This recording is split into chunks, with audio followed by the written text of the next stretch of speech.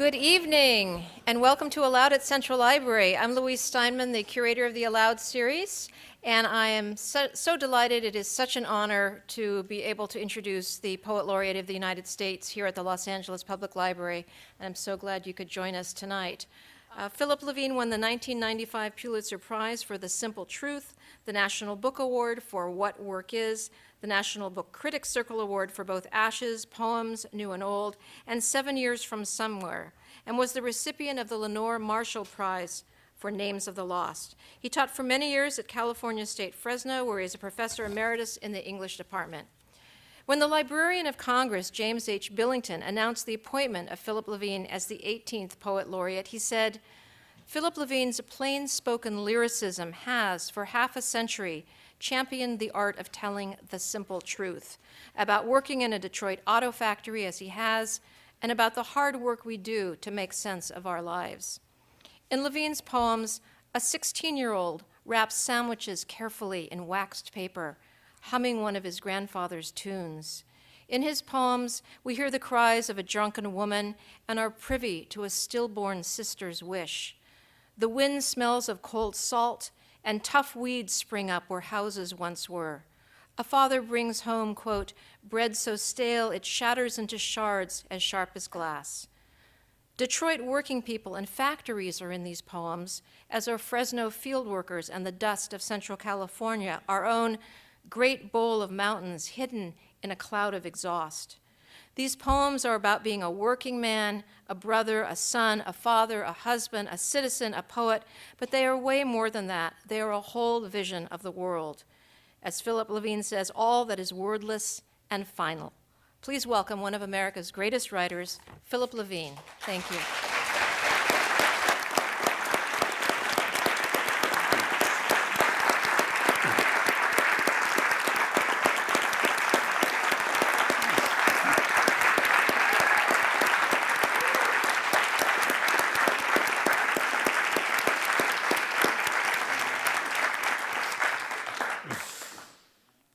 Did you miss me when I was gone? Yes. I did read here once before. I remember it seared my soul. My wife and I used to come down to LA often because my mom lived here. Now she's gone, and we don't come down as often and enjoy. What is it that we enjoy? The traffic, yes. But, you know, in Fresno, we're getting traffic jams, so we don't have to come here anymore. Let's see. I never plan a reading ahead of time because I don't plan anything, to tell you the truth. But I did mark a few poems that nobody likes. I wanted to give them exposure and change people's attitudes toward them. My niece is here, and she's my niece by virtue, if that's the proper word, of being the daughter of my brother, my twin brother. I'm a twin. Yes, I know. It's ridiculous. And he shares this experience with me in this poem. It's called "And the Trains Go On." We stood at the back door of the shop in the night air, while a line of boxcars of soured wheat and pop bottles uncoupled and was sent creaking down our spur. Once, when I unsealed a car and the two of us strained the door open with a groan of rust, an old man stepped out and tipped his hat. "It's all yours, boys." And he went off stiff-legged, smelling of straw and shit. I often wonder whose father he was and how long he kept moving until the police found him ticketless, sleeping in a second-class waiting room, and tore the cardboard box out of his hands and beat him until the ink of his birth smudged and surrendered its separate vowels. In the great rail yard of Milano, the dog with the white throat and the soiled muzzle crossed and recrossed the tracks, Searching for his master, said the boy. But his grandfather said, no, he was sent by God to test the Italian railroads. When I lie down at last to sleep inside a boxcar of coffins, bound for the villages climbing north, will I waken in a small station where women have come to claim what is left of glory? Or will I sleep until the silver bridge spanning the mystic river jabs me awake, and I am back in a dirty work shirt that says, Phil, 24 years old, hungry and lost, on the run from a war no one can win. I want to travel one more time with the wind whipping in the open door, with you to keep me company, back the long, tangled road that leads us home, through Flat Rock going east, picking up speed, the damp fields asleep in moonlight. You stand beside me, breathing the cold in silence. When you grip my arm hard and lean way out and shout out the holy names of the lost, neither of us is scared, and our tears mean nothing. I remember when I was about 25 or so, I went to Cambridge, Massachusetts. I wanted to see, what snobs were like. We did have them in Detroit, but I couldn't find them because they actually lived in a place called Grosse Pointe. And I had a car. People were amazed that, someone so young would own a car. But in Detroit, when you are born, you're given the keys. And I kept seeing this sign directing me to the Mystic River. And finally, I came to the bridge that spanned the Mystic River. And I looked down, and there was no water. And I said to myself, you have to be a mystic to believe in this river. I later learned it was named after an Indian tribe called the Mystics. Yeah, I mean, if you were an Indian and lived with hope in the United States, you had to be a mystic. I didn't mean to say anything anti-American. I actually went to college and got a master's degree writing a traditional thesis. And I wrote on the Odes of Keats, actually the Ode on Indolence, which is not really a very good poem. And I knew it at the time, but I wanted to get the degree over with and go back to Chevrolet gear and axle. And this comes out of going to I can't remember the university, but something in the South. I went to an urban university in the South, a public school. I can't remember the name of it. And the teacher had asked the students to be prepared, to send me letters, each one with a question. And one of the letters asked me just a simple question: what is a man? And I thought, and this was a course in poetry, modern poetry, 20th century poetry. And I thought, my God, they have so much faith in us, the poets, that they would ask a question. I was very touched that they would think I could answer it. And I had some months before I went there. And I wrote this poem as the answer. And it's called, Having Been Asked What Is a Man, I Answer, after Keats. I say after Keats because I quote him in the poem. And the great gift of doing that thesis on Keats was it forced me again and again to go back to his letters and to realize just how extraordinary they were. Absolutely. They've been a major influence about my notion of what is a man. Having been asked, what is a man, I answer. My oldest son comes to visit me in the hospital. He brings giant peonies, and the nurse puts them in a glass vase, and they sag quietly on the windowsill, where they seem afraid to gaze out at the city smoking beneath. He asks when I will be coming home. I don't know. He sees there are wires running from me to a television set on which my heartbeat is the Sunday spectacular. How do I look, I say. He studies the screen and says, I don't know. It takes a specialist to tell you how you look in this place, and none will. I must have slept, and when I waken, I am alone, and the old man next to me is gone, and the room is going dark. This is the Sunday that will fill the unspoken promise of all those vanished Sundays, when a shadow on the edge of sight grew near, enormous, hesitated, and left. And I sighed with weariness, knowing one more week was here to live. At last, a time and place to die are given me, and even a small reason. The flowers have turned now that the windows have gone dark, and I see their pale faces in the soft mirror of the glass.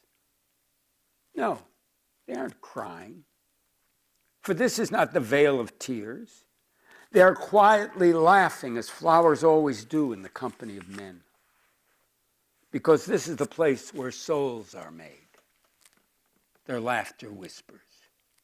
I will read Keats again.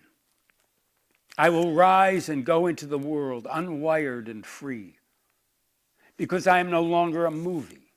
I have no beginning, no middle, no end, no film score underscoring each act, no costume department, no expert on color.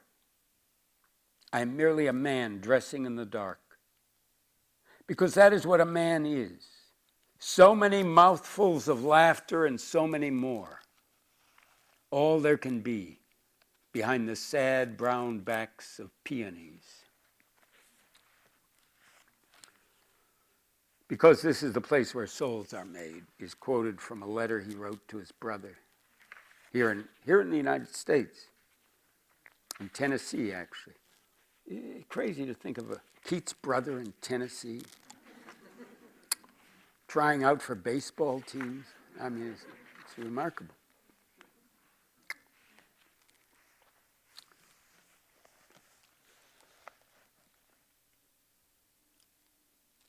Here's a poem called Let Me Begin Again. I think this poem grew out of turning 50.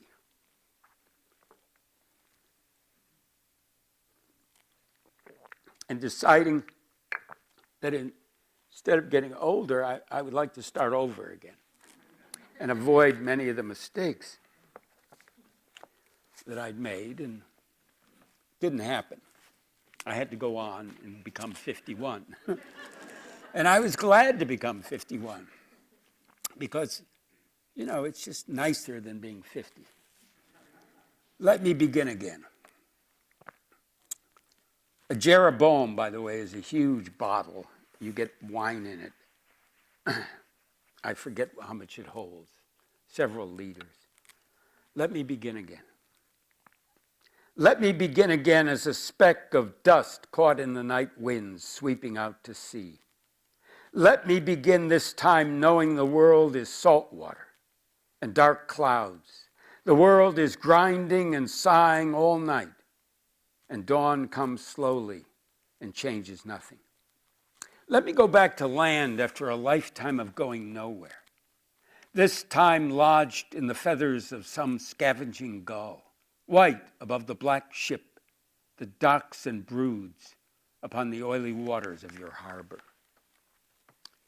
This leaking freighter has brought a hold full of hay forks from Spain, great Jeroboams of dark Algerian wine, and quill pens that can't write English. The sailors have stumbled off toward the bars of the bright houses. The captain closes his log and falls asleep. 1:10:28. Tonight, I shall enter my life, after being at sea for ages, quietly in a hospital named for an automobile. The one child of millions of children who has flown alone by the stars above the black wastes of moonless waters that stretched forever, who has turned golden in the full sun of a new day. A tiny, wise child who this time will love his life because it is like no other.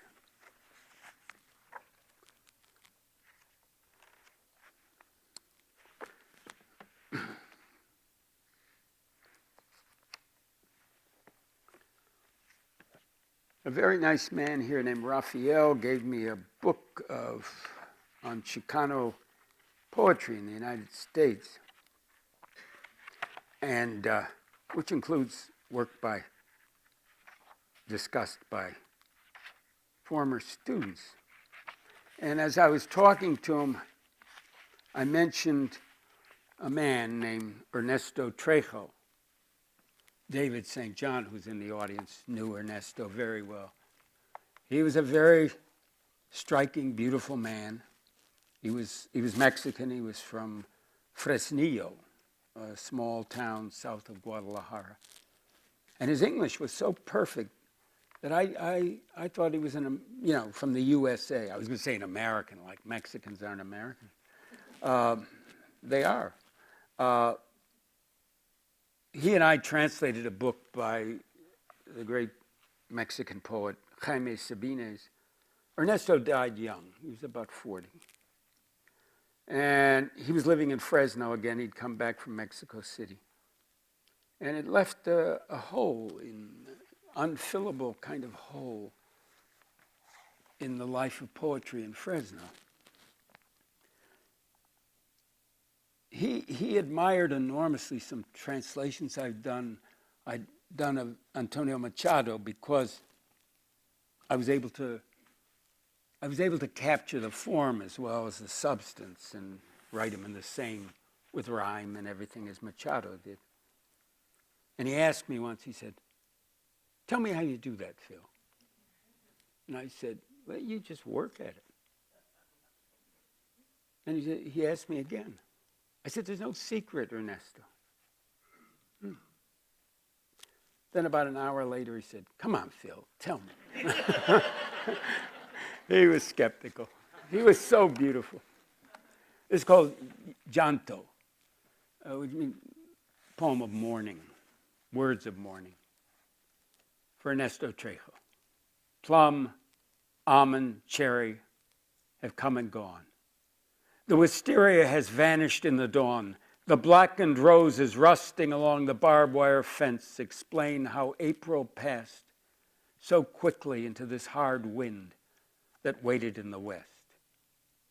Ahead is summer, and the full sun riding at ease above the stunned town, no longer yours. Brother, you are gone. That which was earth gone back to earth, that which was human scattered like rain into the darkened wild eyes of herbs that see it all, into the valley oak that will not sing, that will not even talk.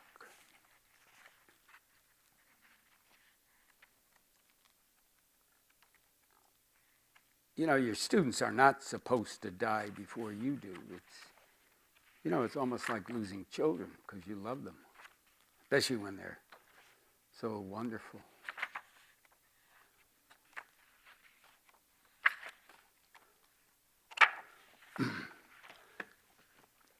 And my friend Bruce gave me this book to read from, and he asked me for a particular poem, but I don't much like that poem. Yes, it's wonderful, but I want to read this poem, which is about a mutual friend of ours. Although it's called Cesare, and it's partly about Cesare Pavese, but it's also about another man who had problems similar to Pavese's and a gift for poetry similar to Pavese's. Pavese is a great 20th century poet. Cesare Pavese. Just marvelous. And he's beautifully translated, so you can find him. Cesare. One sorry town after another passed the streaked windows of the train. We smoked, talked of growing up, he near Torino, I in Michigan. Born in a small town in an inland valley, he loved the sea, just walking along the shore day or night, filled with a joy he'd never known. In my imagination, even in the rain, with his wool cap pulled down over one eye, he passes the window of the cafe like a ghost as the day fails. I see him coming toward me now, tall, thin, myopic, full of delight in his awkward body, still only a boy with a boy's wide smile as the rain streams down. You too must know men like Cesare, still so young, brilliant, full of plans and tall tales. Then women enter their lives, and the unfillable need for tenderness. They fall in love, then fall in love again and again, and nothing comes of it but heartbreak. And they are men. So when you reach to touch them, to help them, they turn away, because men must do that. Of course, I never knew any Cesare. He died before I left Detroit, before I had a chance.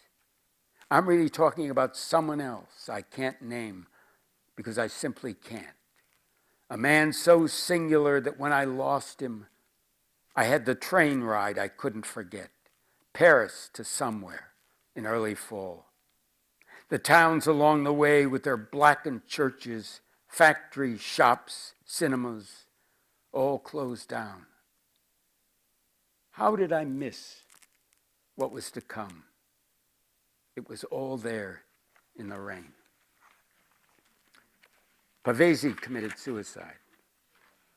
And our friend didn't, but in some ways almost did. He was very careless with his life.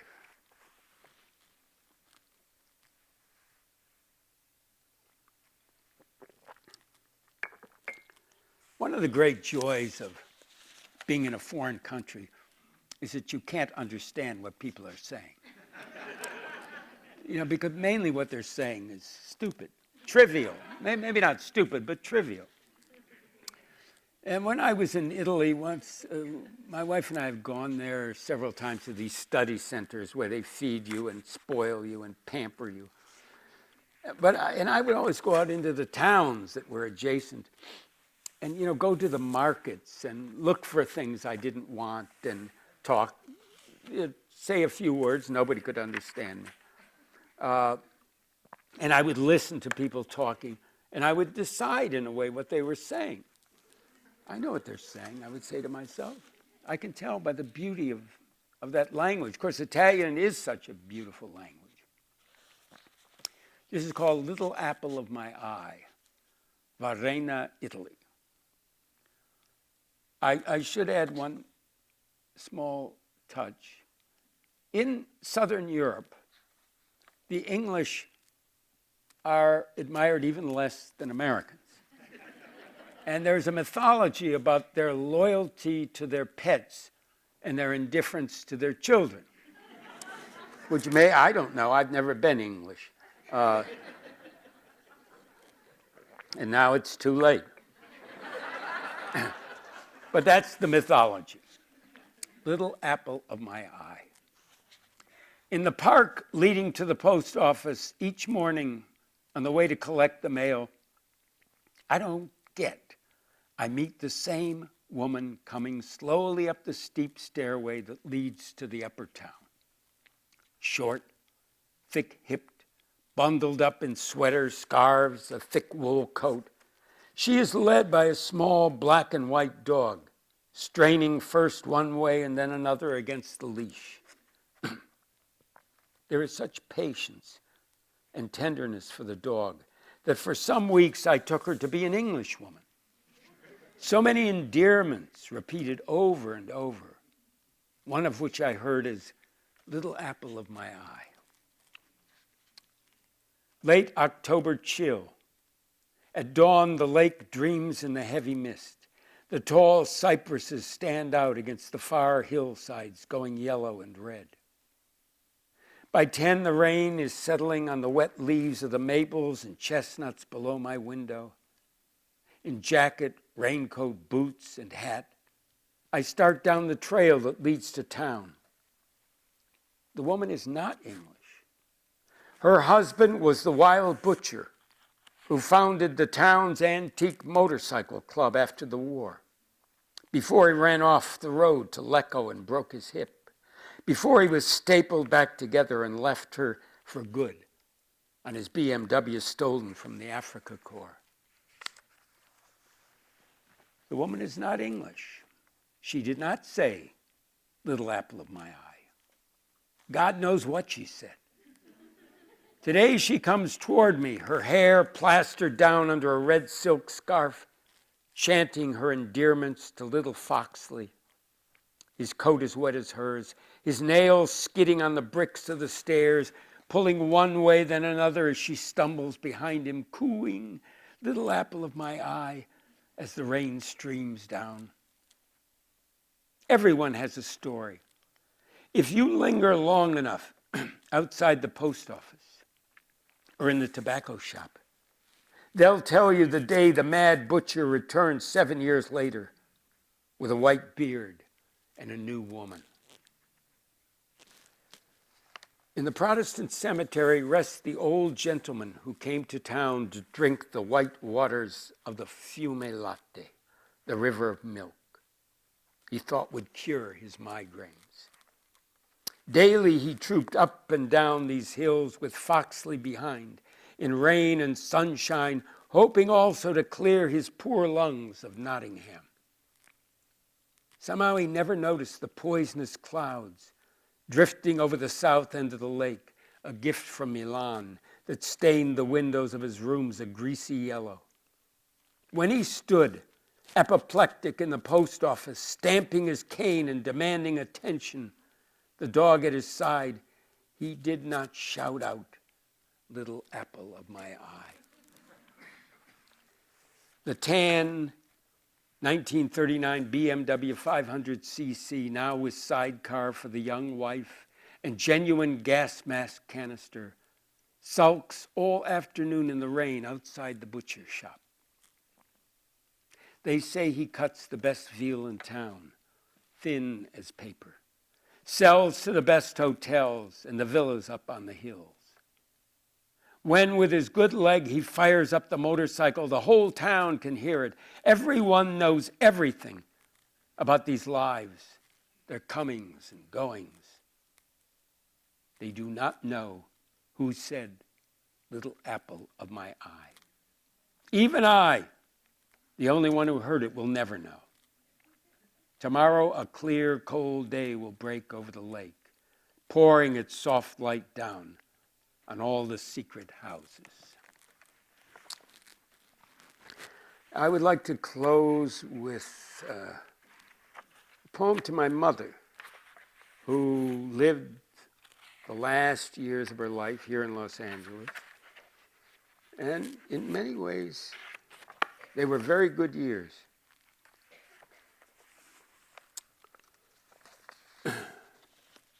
The Mercy. The ship that took my mother to Ellis Island 83 years ago was named the Mercy. She remembers trying to eat a banana without first peeling it, and seeing her first orange in the hands of a young Scot, a seaman, who gave her a bite and wiped her mouth for her with a red bandana and taught her the word, orange, saying it patiently over and over. A long autumn voyage, the days darkening with the black waters calming as night came on, then nothing as far as her eyes could see, in space without limit, rushing off to the corners of creation. She prayed in Russian and Yiddish to find her family in New York. Prayers unheard or misunderstood or perhaps ignored by all the powers that swept the waves of darkness before she woke. that kept the Mercy afloat while smallpox raged among the passengers and crew until the dead were buried at sea with strange prayers in a tongue she could not fathom. The Mercy I read on the yellowing pages of a book I located in a windowless room of the library on 42nd Street. Sat 31 days offshore in quarantine before the passengers disembarked. There a story ends. Other ships arrived. Tancred out of Glasgow, the Neptune registered as Danish, Umberto, the list goes on for pages. November gives way to winter. The sea pounds this alien shore. Italian miners from Piemonte dig under towns in western Pennsylvania, only to rediscover the same nightmare they left at home. A 9-year-old girl travels all night by train with one suitcase and an orange. She learns that mercy is something you can eat again and again while the juice spills over your chin. You can wipe it away with the back of your hands, and you can never get enough. Thank you.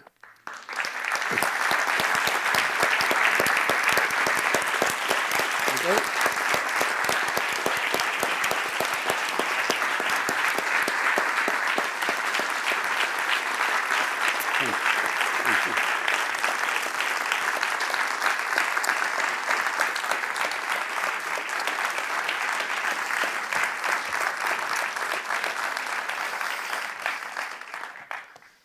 All right, well, cheers.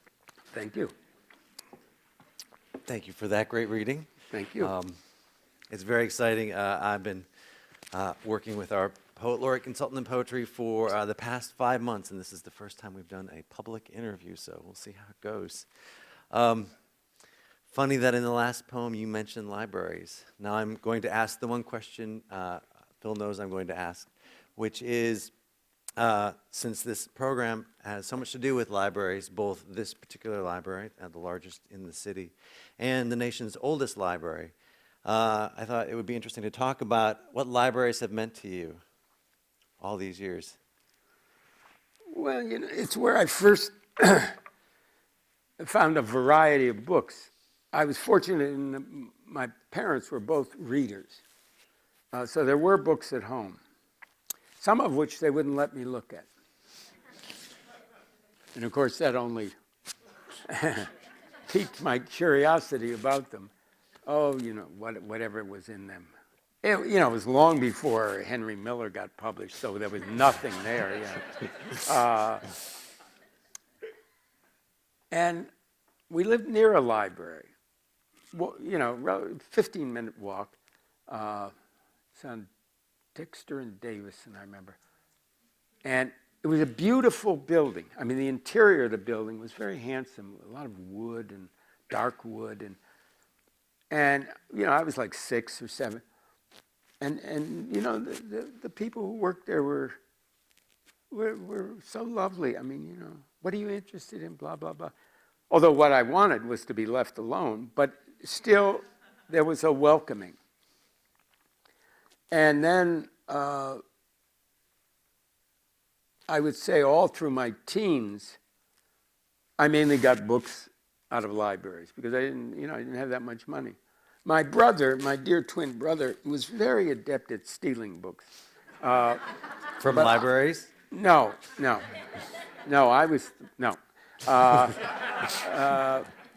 I actually do have at home in Fresno a book I stole. I've never been sorry about it, which is a shame, I suppose. It's called Ha Ha Among the Trumpets by Alan Lewis, a book of war poetry. Wayne University had 2 copies, and neither had ever been checked out. And I thought, this is a shame. I mean, he's a marvelous poet, and he deserves to be read. So I took it. And so, and then, of course, when I started college at Wayne University, and there was a special room there called the Miles Poetry Room, and it had a wonderful collection of 20th century poetry. There was a man named Theodore Miles who taught at Wayne, a friend of John Berryman's. A guy who tried to write poetry, but apparently failed. I'm not sure. He never published anything. And he was killed in World War II. He was an officer in the Navy. And he willed this collection to the university, and along with enough money to establish a room there. And there were about a dozen or 14 of us who were very serious about poetry in the city. They weren't all students. Some of them were teachers, and some of them were just civilians, I guess. And we would meet there once a month and talk about poetry. And always one of us would give a presentation. You'd give, 15, 20 minutes where that person would read poems and talk about them. I remember the first one I did was Wilfred Owen. I did another one, but I can't now remember. Might have been Carl Shapiro. I'm just not sure. And that was a wonderful experience because it brought us all together. I was probably in the last semester of my sophomore year when I discovered this thing existed. And then I was there at every meeting. Even we met in the summer too. It was air conditioned. And otherwise you had to go to the movies. Right. And then my experience with librarians got a little bit iffy. Really? Oh yeah. I remember living in Tallahassee, Florida. My wife was teaching there. I was not. But she had privileges to check out books. And I was writing that thesis on John Keats. And so I knew all the books. I'd read them already. But my mother-in-law came to visit, and I said, this is the perfect opportunity to write that paper. I can just put in earplugs and work like hell. And yeah, she's a wonderful woman, but I didn't appreciate her. That's Well my said. final judgment, and that could be said about half the people I know. Anyway, I gave them lists of the I went to the card catalog. That's what we used to do, and I wrote down like 15 books. I'd read them all, but I needed them so I could make citations and all that. It had to be scholarly. And I would come back every day and ask, have the books come in? And this woman behind the desk said, no. And one day I came in, and I could see them. There was a whole row of them. And so I'm going to try it again. I say, have the books come in? No. And I said, you're lying to me. They're there. And I went behind the desk, and I took them. I said, my wife's a teacher here. I got the right, and I went out with them. She was yelling at me. Finally, I made peace with the library by, filling out the slips, et cetera. And I wrote the thesis. Very important. All right, that is the worst experience I ever had with the library. And it was only one cranky woman facing one cranky man. And we know who won. In this case, Yes. Usually women win, but I mean, this was the exception. She was about 93, and I was 25 or 6. I was 26, so I had to jump on her. And then I had trouble with the Harvard Library. Yeah, I taught at Tufts for 7 years. It's about 800 yards from Harvard. And there was a book I wanted, and Tufts didn't have it. So I went over, sure enough, Harvard had it. And I was told, that they're cooperative. And the guy at the desk said to me, yes, we'll let you have the book for a month if you bring a letter from the head librarian at Tufts that they don't have the book, that it relates to what you're doing. And I said, well, I'm not going to repeat what I said. And I had one other ghastly experience at Columbia. We're really bringing it out for You asked this evening's event. I asked a question. Oh, yeah. I At get an Columbia, when I was teaching at Columbia once, I had to get a cover. I wanted an illustration for the cover of my first selected poem. And I found what I wanted in a book in the Columbia Library. It was a print an Egyptian etching of a wild, wonderful bird, very aggressive, beautiful bird. And there were 2 copies of this book. And I went down to the desk. I'm teaching at Columbia, just one course, it's true. I'm an adjunct, a peon. And I say, I'd like to check this out. He said, we don't check that book out. I said, why is that? Because someone else might want to see it while you have it. I said, that's the truth with every book here. You know, I mean, come on, man. So then I said, you know, you have 2 copies? He went to the thing. You're right. Well, someone may want both copies. You know? And this was a book printed in the 30s, before World War II. It was in German. And, you know, I couldn't read it, but I saw the illustration. Yeah. And the identification is, this print was in a museum in Berlin that had been destroyed. God knows where that incredible piece of work was. The guy, I only need this to show to my editor, and if he likes it, we'll use it. And then he brightened up. Oh, you would have to buy it from us. I said, but you don't own it. We own the book. I said, okay, that's a deal. Mm-hmm. And he said, okay, you can have it, but you have to leave a credit card here. And I think he asked for my driver's license too. And you must bring it back, you know, by 5 o'clock. So I took it to my editor. He loved it. He loved it. I said, you know, they want to charge you to use it. And he said, fuck them. That's exactly, I'm quoting him. I will have a photographer here in 10 minutes. We will take a picture of it. And you will go back and say, I hated it. And that's what I did. Aside from that, librarians have been marvelous.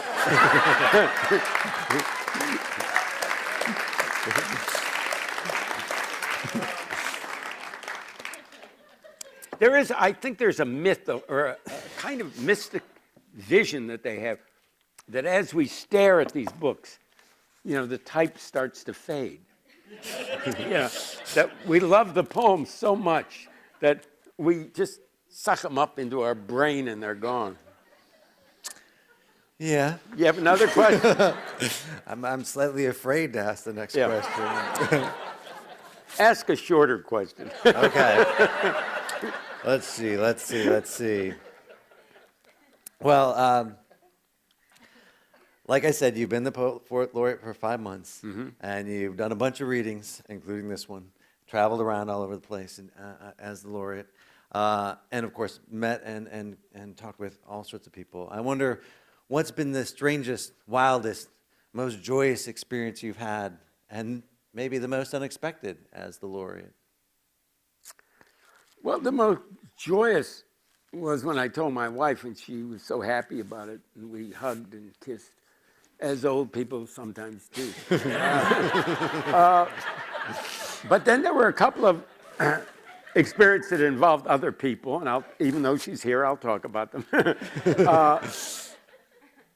I got a letter about a month after the newspaper articles appeared from a guy who lived in Pennsylvania, who was a college graduate. I forget what he was doing. I have the letter somewhere, and it's in Brooklyn.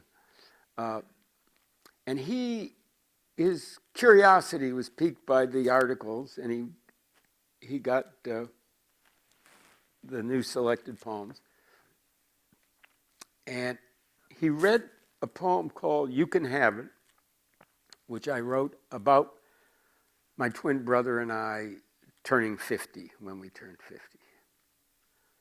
And he read the poem to his mother. He said in the letter he'd never read a poem to his mother.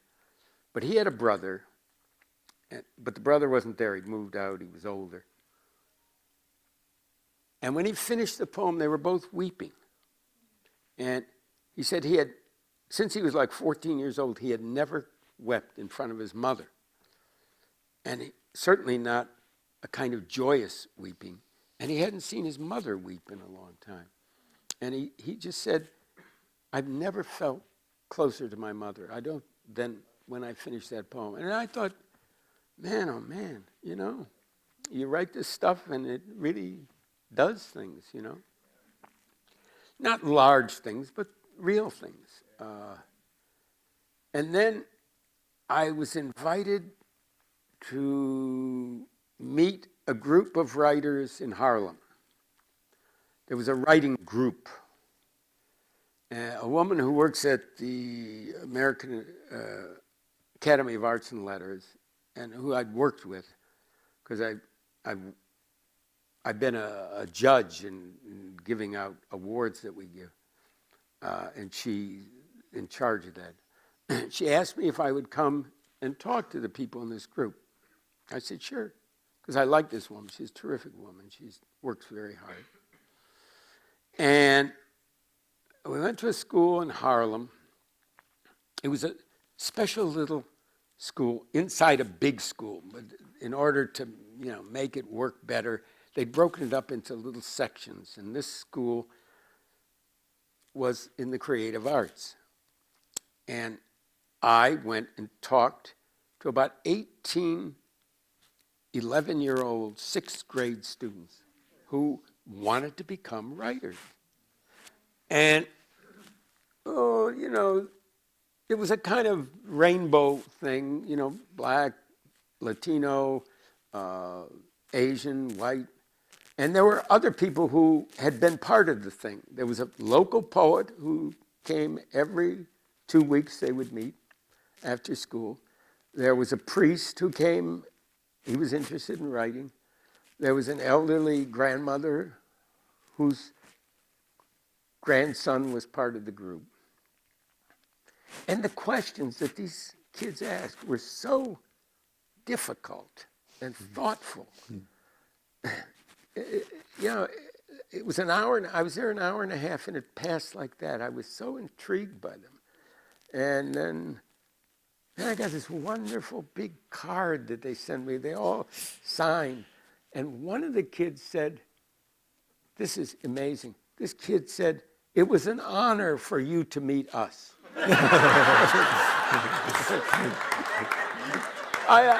And this kid knew exactly what he was writing because he underlined you and us. And I thought, oh God, it's just so, they tell you exactly what they're thinking. So what questions did they ask? Well, like, here's a question. They had read my poems, by the way. They had a little sheaf of half a dozen poems. How do you get so much emotion in your writing? I mean, I didn't know how to answer it. So what'd you say? Keep working at it. I said, I told them what I believe is that if you believe in the validity of your imagination and your experience, and you're faithful to both, it'll get there. You don't have to use a pompous vocabulary. You don't have to soup it up. It'll be there. If the poem works, they don't all work. Most of them don't work. Most of my poems don't work. Most of everybody's poems don't work. I mean, you know, most poems are a disaster. But if you write 500 poems, you might have 50 real poems. That's fantastic. You could be a poet.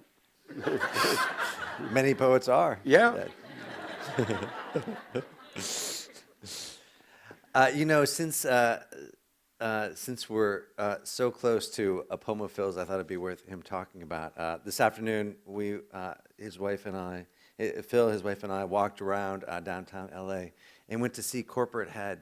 I don't know if you know about this poem and the sculpture, but I thought, Phil, you could tell people if they want to take a little walk tonight or some other time when they're downtown in LA. You'll have to tell them where it is, though. It is on Figueroa and 7th at the, what's the building? There's a plaza. Ernst & Young. Ernst & Young. Yeah. That's where it is. Right near where the new Target is going to be built, which apparently is a big deal in this town. Well, a woman contacted me, I don't know, it was 20 years ago, 15 years ago, and she was directing a little project to create art.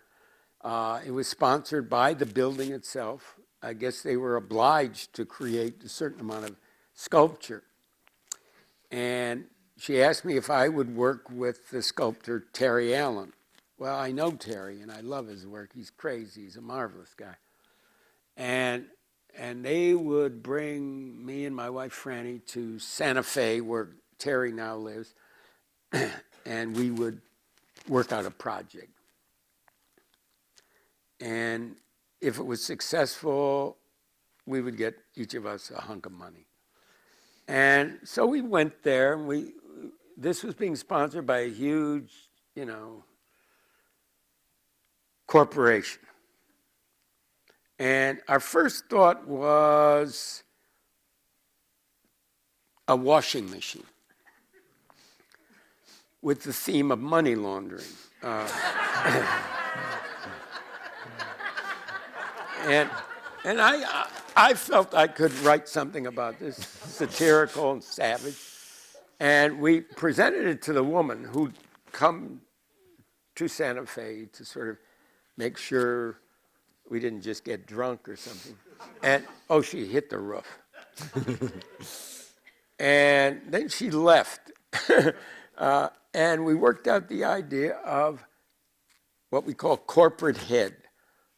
An image of a man with his head becomes the building itself. He's bowing down the way you do to corporations if you want to be successful. He's dressed properly. He's got a suit on. He's got a tie hanging down. It's all in bronze. You should see it. It's terrific. I mean, Terry did a great job, and I wrote a poem to go with it. I can't remember the poem, or I would recite it to you. But I try hard not to remember my poem, so I don't imitate them, or write them over again. And I do enough of that. At any rate, it was quite wonderful. She rejected it. And Terry said to her, well, take it to those people, see what they think. They thought it was wonderful. And it got a lot of attention. And I've sold it 3 or 4 times since then to, I sold it to a book on architecture that had, talking about public art and stuff like that. So it's a little gold mine. It goes out there and works very hard for me. And just a few blocks away, too. Yes. So maybe we'll open things up to audience questions. We have mics, so we'll bring them over and get you mic'd. Anybody have any? Hold on. Right down here. If you could just wait. Yeah. Can you come right down here? Just so we can get it, for the recording. Thanks. Right there. Just a simple question. What are you thinking about Detroit these days? Oh, man, I don't want to talk about it. I remember when I was I read for the AFL-CIO in Washington, D.C., their headquarters are there, and a man asked, do you think Detroit will ever come back as an industrial force? And I said, that guy over there works for the Department of Labor, and that guy works for the Department of Ag. What are you asking me for? I mean, I'm a poet. Ask me about Blake. All I've seen is, and I'm constantly being invited back by my old school, Wayne University, now Wayne State. It's Wayne State because the city couldn't support it. Now the state took it over, and it probably died a second death. Anyway, they're always saying, oh, you love it here. It's so improved. Everything's so marvelous. And I come back, and of course, now it's hard to find it. And I wrote an essay in a book called Detroit Disassembled. Have you seen it? Well, you should go get that book. It's a book of photographs by, let me think of his name. Andrew Moore. Yes, thank you, dear. Thank you, Fred. Andrew Moore, yeah. And they're marvelous photographs. And I have a good essay about my reaction to what took place. And my sense of what I am as someone who grew up there and lost the place. And there's a NewsHour. Oh yeah. There was a thing on On the NewsHour. the Friday night. What's that guy's name? Jeffrey Brown. Jeffrey Brown. Yeah. He interviewed me in the gallery where the photographs were shown, and we talked about it. Oh, up there. Thank you. I have a degree from Wayne, and my friends do it, yes. And we thank you for being here, and we're thankful for being here. You are quite amusing, and with that thought in mind, do you have a muse? I have what? Do you have a muse? You're amusing, and do you have a muse? I actually don't believe in the muse. And that's probably why so many of the poems are bad. Now, I've always considered, there are times when I'm writing so well, I can't believe it, and other times where I can't, even do a postcard.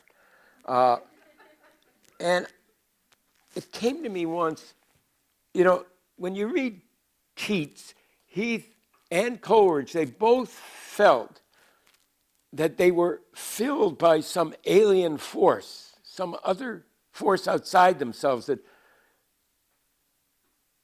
that like Kubla Khan was supposedly written under that, as well as laudanum helping it along. But I've always thought that you're never the same person. You change constantly. And some days you are all of who you are. And I know when it's happening. I'm even physically less clumsy. I mean, I sit down for breakfast and I look at the crossword puzzle and I can do it. Bing, bing, bing, bing. And I say, oh God, I'm on today. And I've felt inspiration I think it comes from within us, and it seems foreign because we are so rarely who we can be at our best. And sometimes we credit it to the divine or the muse or some force outside ourselves. I think it's us. I believe in people, even the crappy ones. We write poems. I remember a guy, I gave a reading this is years ago, 30, 40 years ago. I gave a reading in it was a church. It was a real church. I mean, they weren't Unitarians. And then when I was done, my host, the clergyman, whatever you call, the minister, talked about how the Godhead. I said, no, cut that out. That was me. I wrote the poem. I'm a person, and I don't even believe in that stuff, so leave it off, How did he take that? He was insulted. He was pissed off, which, I didn't care. I wasn't even getting paid. Why would I care? I hoped I would never be invited back. I'm sure up there. Hi, William. Let's get her, and then we'll come down. All right. I'm sorry, because I know this is a really difficult question, but your poem got me thinking, why do you think that everybody craves that tenderness that you talked about? I really can't hear what you're saying. I'm sorry. Oh, sorry. Okay. I know this is a difficult question, but you mentioned it in your poem that, all boys crave tenderness, and I think that everybody craves tenderness. I was just wondering if you know why, or think you know why. Why people crave tenderness? Yeah. How old are you? I'm 18. I'll tell you something. You have some terrific surprises.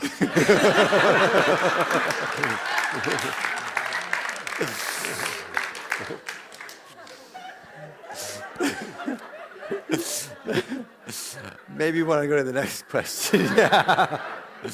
we will get to you. I promise. William. I promise. Here, just come in here. But first, over here. This guy's a poet here.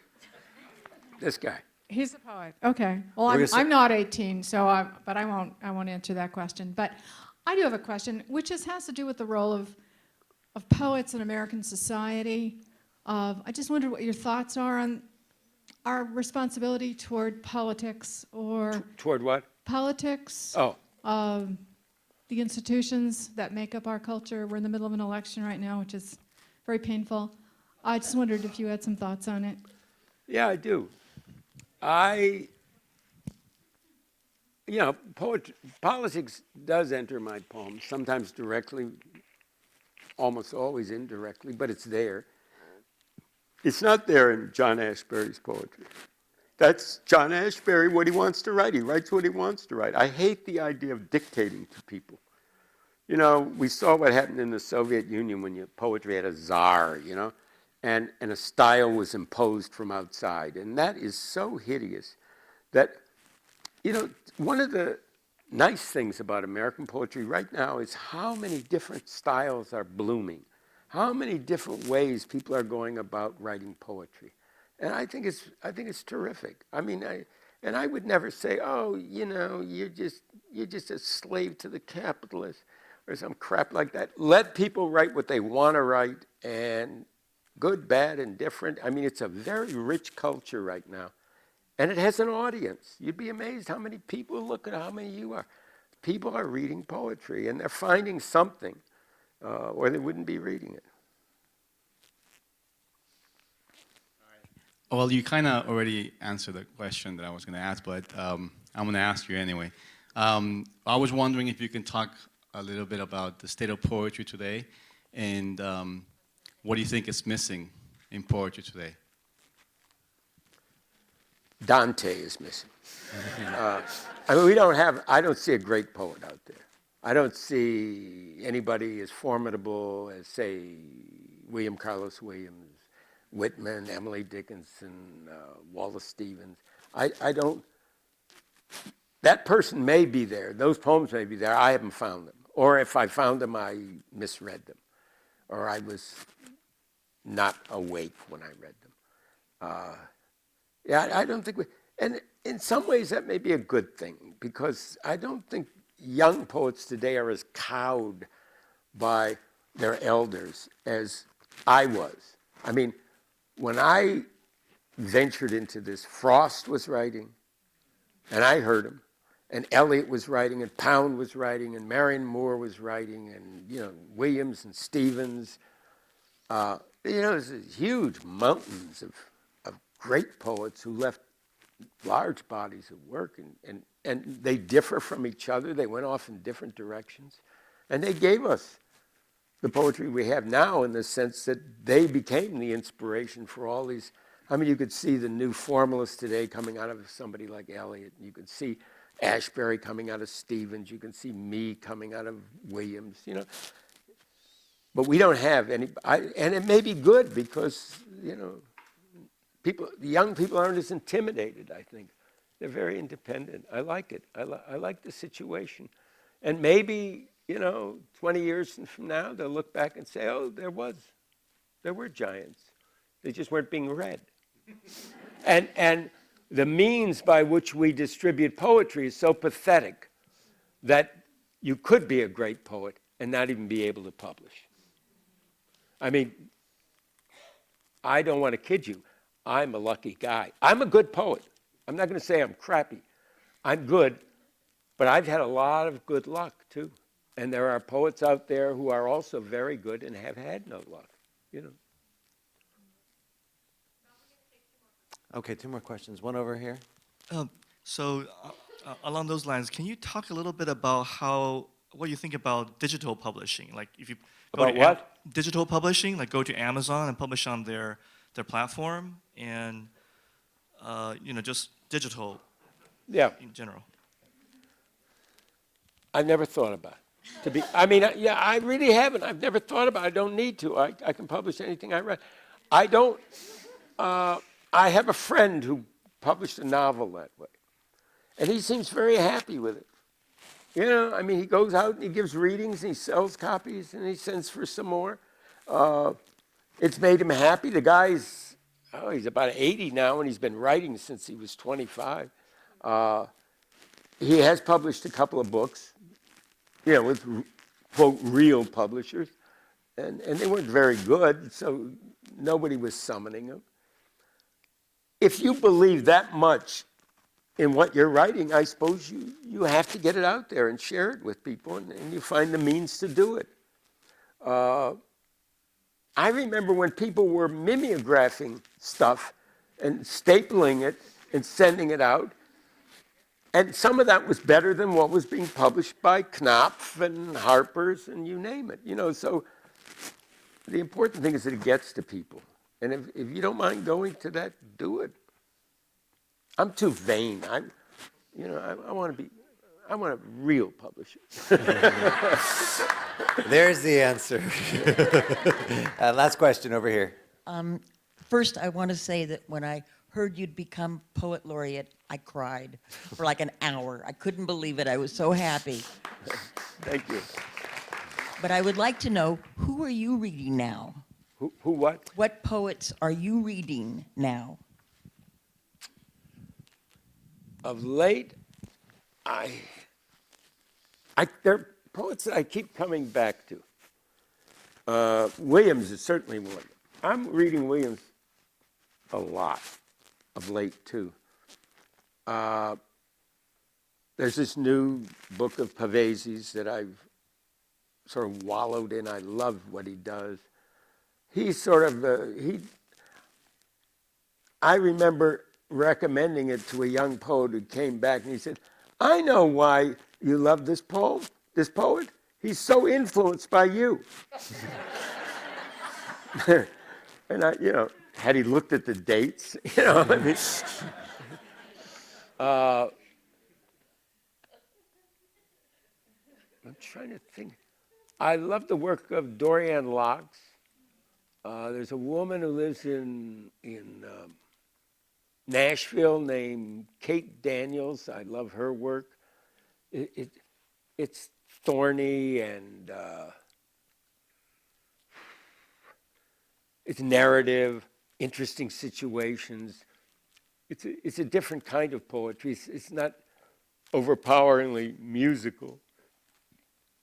I like his wife's poetry, Matea Harvey, yeah. I discovered it when I met him and met her, and then I had read her work, and I was really, it's very different from anything I would do, and that may be why I like it. I'll tell you another poet I like a lot, and I just read a book by Michael Palmer. I think he's terrific. He's identified as a language poet. He's not a language poet. He's just a damn good poet. He's experimental, but he comes through powerfully. I think he's just a terrific poet. Yeah, I'm reading poetry all the time. I just got that big fat anthology that Rita Dove did, and so I've been reading through it and discovering awful poems, just awful poems, which is fun, You just think, but I mean, I think she's trying to gather so many poets. I mean, doing an anthology of modern American poetry is a thankless task, except for the money you get. And all the poets are, sucking up to you to get in it, and that's nice. I guess I've never done that. I mean, not that I haven't sucked up, I haven't done the anthology.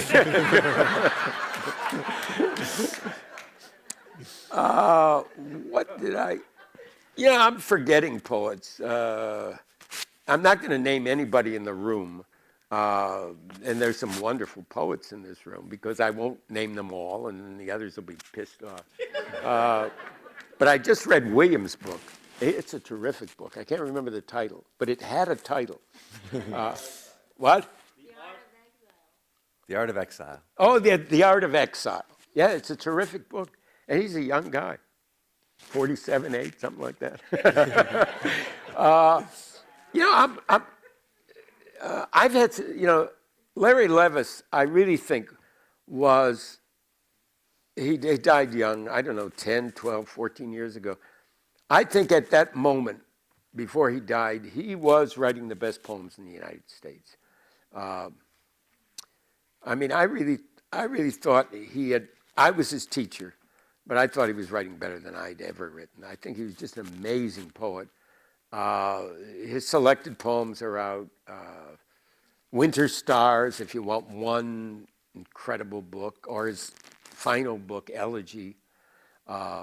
It's an amazing poet. I go back to him all the time and try and figure out how he does it. There's a kind of magic in the way he's able to, he's so subtle and deft in the way he moves from like one narrative into another narrative, and then you get some of that, and then you come back to a different one, and the way he matches scenes of imagery here and then another one, and they contrast and heighten each other. And the emotion, and they're very powerful emotional poems. They're not cheerful, although occasionally he's funny. He has a wonderful poem about the evils of communism. And it's a cheery poem? What? It's a cheery poem? Well, it's funny. You know, it's truly funny. But his poems about horses. I mean, he grew up in a ranch south of Fresno, and he's terrific with animals. I mean, his poems about animals are, really amazing poems. I think he was the poet I thought would, if he fulfilled himself, would be a great poet. I think that's all the time we have. Thank you both. Thank you.